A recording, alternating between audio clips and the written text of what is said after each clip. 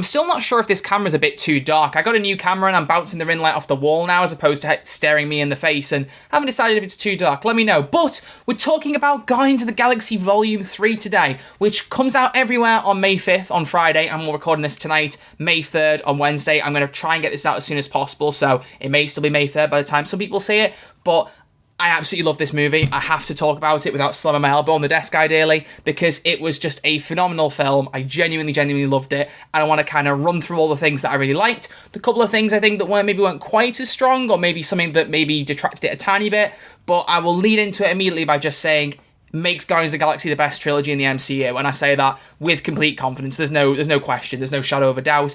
It's a brilliant film. I will talk about spoilers, but there will be a special section just for that. You'll see it in the chapters, so don't worry about things being spoiled. I will warn you, and I will make it clear when I do, so don't worry about that. So Guardians of the Galaxy Volume 3 is a little bit more of a Rocket-centered movie, as a lot of the marketing has suggested. It gives you a bit more of Rocket's backstory and ties into a main villain that was the person who originally experimented on Rocket and made him who he is. That's what we all know from the marketing. If you've seen any trailers, you've already picked that up. But the film also has to deal with the effects of Infinity War and Endgame, with Gamora being killed and also Nebula basically being absorbed into the Guardians team. So there's a few changes to the team that we haven't quite seen happen in Guardians projects, but still are handled really well and flow together. And I feel like if you did watch Guardians 1, 2, and 3, you'd get a pretty decent idea of what happened between 2 and 3 without having seen Infinity War and Endgame, which is a very good thing. It's as much as I love how connected the MCU is, some people do complain that it feels like homework, having to watch other things sometimes to get what happens in a story you really like. So I like that they basically tried to fill in those gaps and make it clear, in inverted commas, for people who hadn't seen the Avengers films, if for some reason you hadn't. The film clocks in at 2.5 hours runtime, which is the longest of the 3 Guardians films, and I don't feel like it wastes a single minute of it. The pacing of the film was genuinely really strong. The most Marvel movies, I'll occasionally look at my watch and just kind of go, how far through are we? How much have we got left to go? I think I did it once at the very end of the film, purely because I really needed to go to the toilet and I wanted to work out how long was left. I was hooked right the way through. There was not a minute where I was going, where is this going? What's happening? Bounces from A to B to C really well. And I also just love how perfectly formed the team is now. Having Star-Lord, Rocket, Drax, Mantis, Groot, but also bringing in Nebula, having Kraglin around a little bit. Kraglin's not in it as much as I would like. For him being on the poster, it's kind of like an Okoye situation in Avengers Endgame, where they're on the poster, but don't really have a role that signifies an appearance on the poster, which is sad, because I like Kraglin. He did get a good moment in the film, but I just wish that he'd had a little bit more. But speaking of good moments, that's one of the big things that I want to note about the film. One thing I absolutely loved about it. There's one thing I love more than anything else, but that's spoilers, so we'll get there later. But my kind of runner-up thing is every Guardian had something to do. It is very easy in a film like this, with such a big ensemble of characters, to have characters who feel like they don't have as much going on. I know when we watched Infinity War, one of the big criticisms was that Captain America didn't have much going on, and that kind of was compensated for in Endgame. In Guardians 3, I can point to at least one point, where every single Guardian had something to do that was unique to them. You ask me what happened with Drax, I'll go, oh, there was this moment with Drax, there was this. With Mantis, Mantis had one that really stood out for me. I loved Mantis' key moment, but everyone did something unique at least once, and it made it feel like every single member of the Guardians was there for a reason, and I love that about it. There's no kind of forgetfulness of going, oh, I've got to figure out something to do with this person. What am I going to do? It felt like everything flowed very well. In terms of the villains, we have the big one, the main one, the Evolutionary, who is played by Chukwudi Iwuji, I believe is how you say his name. I'm going to double check that because I may well have butchered that. I think I might have got that right. If I've got it wrong, I'm sorry. Either way, he is brilliant. I remember when he had a tiny little appearance in a Doctor Who episode in like 2010, and then he got a pretty big role in Peacemaker as Mern, and now leading as a villain in Guardians 3. He couldn't have chosen a better person, James Gunn. He's got this habit of casting people he's worked with before in his films. He's got his wife, Jennifer Holland, appearing for a small role in the film. You've also got Daniela. I don't want to say her last name in case I get it wrong, but she played Ratcatcher 2 in the Suicide Squad. She gets a small role. I love that he gets these people that he's worked with before and brings them into his new projects. It's just such a cool thing. And I love that he has these kind of regulars that he loves to work with. It's just a nice touch. I really like it personally. But the High Evolutionary is a really interesting villain. I'm not sure if, in terms of like individual villains, whether he's my favourite. I feel like as a villain, you know what he wants to do. It's set out quite clearly. There's not really any key twists or anything with his character specifically, in the way that, you know, Ronan wants to steal a Power Stone to give to Thanos. He changed his mind and goes, actually, do you know what? I'm going to do this myself. I'm going to push forward. The High Evolutionary is pretty consistent in that he wants Rocket back. He wants to make the perfect society. It's kind of a key thing throughout the film. So while I don't feel like his character evolves too much, I do like what we see of him in the flashbacks. Because without spoiling it, flashbacks are a huge part of this film, and they are how they tell Rocket's story. They're kind of littered throughout the film, and they do it perfectly, which is a good point for me to talk about Rocket as a character. Because Rocket Raccoon has never been one of my absolute favourite Guardians. I've always found him funny. I think Bradley Cooper is amazing as him. I still don't know how that voice comes out of Bradley, having just mainly knowing him for A Star Is Born. Like, it's so crazy to think they're the same person.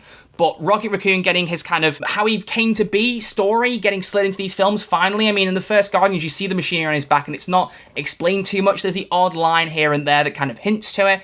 But as James Gunn has said, Rocket is almost kind of like the secret protagonist of the Guardians films. And in 3, he really gets to fill that role and feel like, you know, he is the leader. And I really like that about it, because it was kind of a joke in Infinity War that he was the captain. But now it feels like he kind of is in a way. Everyone bands together to help him fight the High Evolutionary, to help him come to terms with his past. And without spoiling any of the flashbacks, it's some of the saddest stuff in there, some of the most emotional beats and some of the most heartbreaking stuff in there. It's so beautifully done.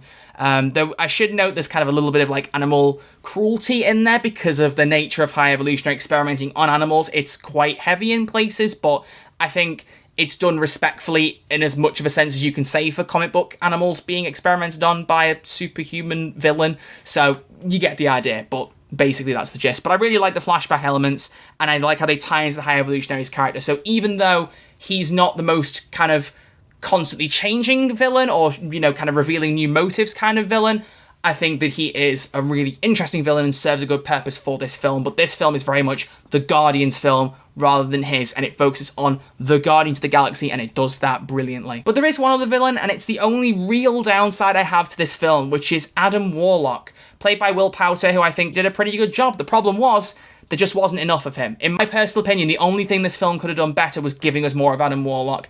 He just doesn't have that much to do.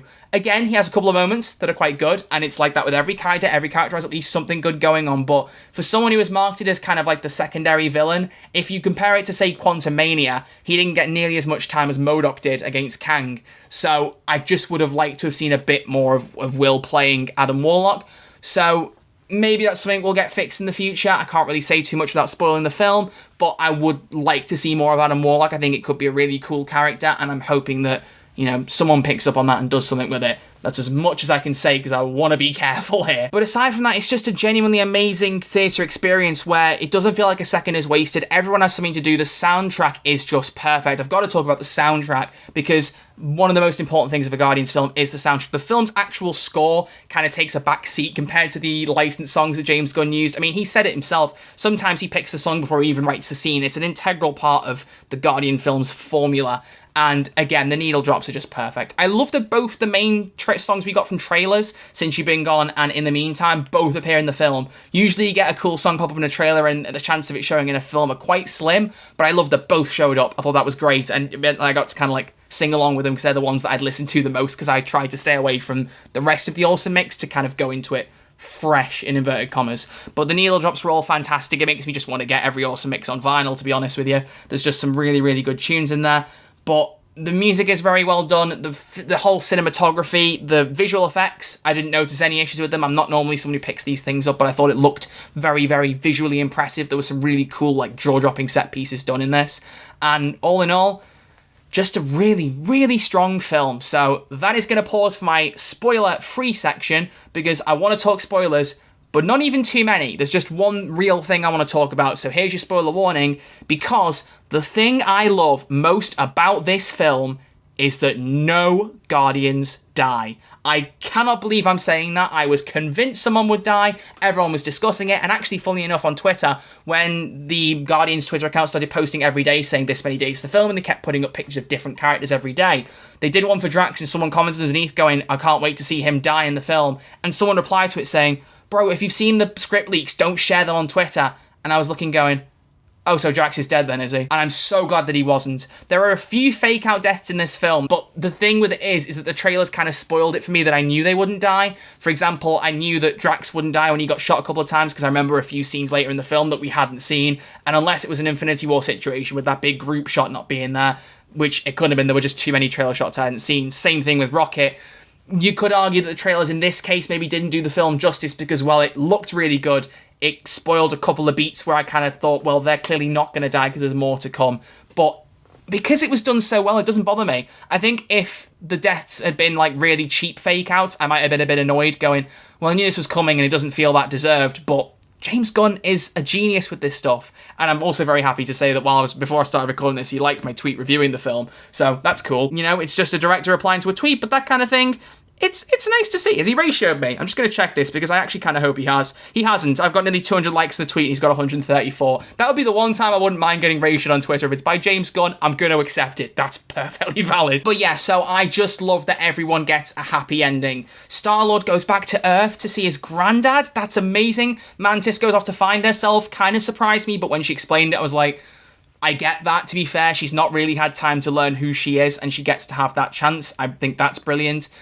Drax and Nebula stay together to look after Nowhere, and then Rocket leads the rest of the Guardians, brings in Adam Warlock, which is why I'm really, really hoping to see more of him, just to say. But side note, this is a really, really niche reference, but if anyone is watching How I Met Your Father, Adam Warlock in that mid-credit scene reminds me so much of Charlie.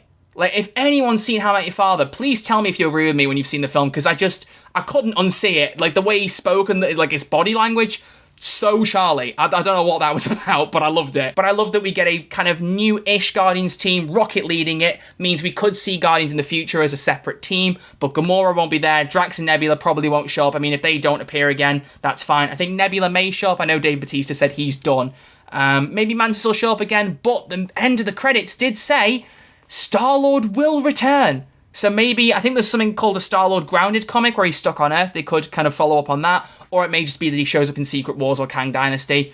I don't know. But either way, we're getting more of Chris Pratt. And after the absolute horrific treatment the internet gave him, we all owe him an apology anyway. The man has had 2 knockout performances this year already. He was great as Mario, and he was phenomenal in this film. Every actor did brilliantly. There are some fantastic pieces of just raw acting in this film from some great people. And it just all serves a great film. It makes one of the best MCU films possibly ever made. I'm going to have to think long and hard about where this one sits, because I have a ranking on Letterboxd of all MCU films, and Guardians are somewhere in the middle, because I don't think that they're like the top of the top, but I really love them. They have a soft place in my heart. But then again, you know me by now, there's not really any Marvel stuff I properly dislike, so everything's to some degree of like or love. But Guardians 3 is above the other 2 films, for sure. Definitely for sure. And that's why, because Thor had 2 kind of decent films and then 1 great one. Captain America had a kind of decent first film, 2 great ones. Iron Man, 1 and 3 brilliant, 2 good, underrated, but still not perfect. Guardians, 1, 2, 3, all fantastic films. So for me, Guardians of the Galaxy as a trilogy of films is the best in the MCU.